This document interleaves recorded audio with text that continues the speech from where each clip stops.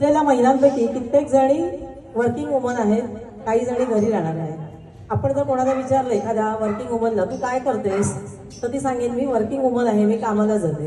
पण घरी बसलेल्या एखाद्या स्त्रीला आपण विचारलं की बाई तू काय करतेस, तर ती काय म्हणेल, मी घरीच असते.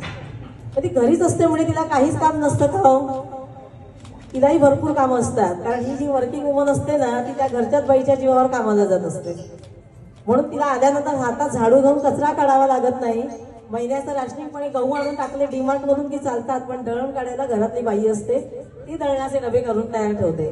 म्हणजे तिला त्रास नसतो. म्हणजे घरातली बाई सुद्धा खूप कामाची असते. आपण तिला काय म्हणतो, घरातल्या बाईला गृहिणी.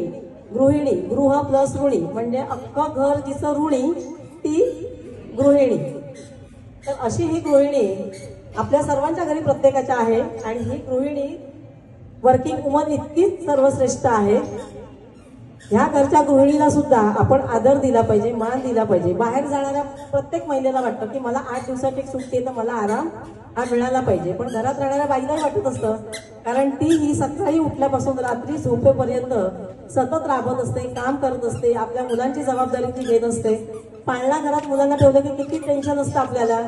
पण घरात तेच बाळ आजीकडे असेल तर किती आपण निर्धास्त असतो, हो की नाही? त्याच्यामुळे कधीतरी त्या आजीला, त्या आईला सुद्धा आपण विचारावं की बाई ग तुला काय होतंय का, तुला कुठे फिरायला जायचंय का, तुला काय खायचंय का, किंवा तिच्या अंगात काही कलागुण आहेत का, तिलाही बरंचसं काहीतरी करावंसं वाटत असतं. तुम्हाला एक मी माझ्या आता हल्ली घडलेला किस्सा सांगते. मी पिकनिकला गेले होते आणि आम्ही स्विमिंग पूलमध्ये उतरलो होतो. तर त्या सुद्धा हौशेने तिथे आल्या आणि मी सारखं त्यांना म्हणत होते, काकी नको तुम्ही पडाल, तुम्ही थोडं लांब बसा, किंवा तुम्ही इथे येऊ नका, पाय निसरड आहे, तुम्ही खाली जाल वगैरे.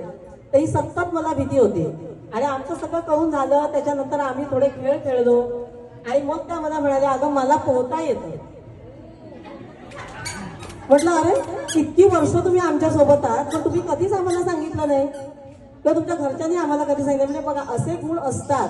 जर तुम्ही हे गुण जोपासलेत आणि त्यांना काय हवंय, त्यांना काय नकोय, तुम्ही थोडंसं पुश केलं ना, तर ते घरात बसलेलं कोमेजलेलं झाड त्याचा वटवृक्ष होईल आणि तुमच्या अंगणात उभं राहून ते तुम्हालाच आशीर्वाद देतील. देवाकडे ते तुमच्यासाठीच चांगलं मागतील. म्हणून प्रत्येकाला समान अधिकार आणि समान वागणूक द्या. प्रत्येक स्त्रीचा आदर करा आणि हा आदर, ही सुरुवात आपल्या घरापासून करा. ते करायला लावलं आणि म्हणून मी पुढचं शिक्षण घेऊन BA पर्यंतचं शिक्षण घेतलं.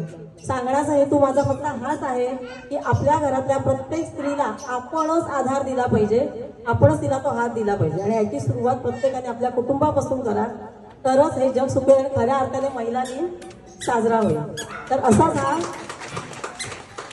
आता आपल्यासमोर आम्ही घेऊन येतो जन्म बाईचा. म्हणजे सकाळी उठल्यापासून रात्री झोपेपर्यंत ही बाई काय काय करते, ते आता आपण या गीताद्वारे, नृत्याद्वारे पाहणार आहोत.